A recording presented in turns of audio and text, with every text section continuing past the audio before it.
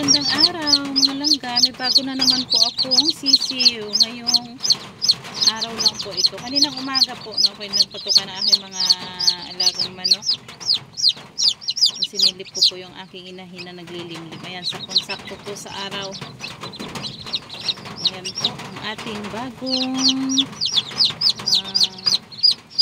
pisa na sisiw mga langga. Ayan po, oh.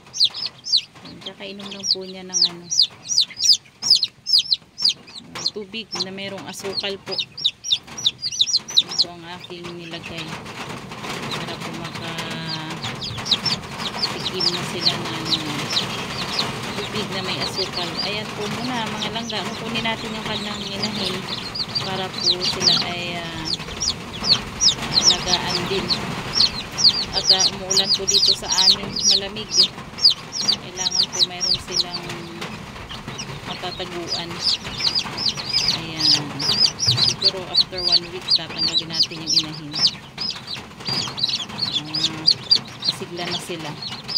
Ayan po muna mga langga ang aking ipapakitang video po ngayong araw sa inyo. Maraming salamat po sa panonood. God bless us all. Magandang araw.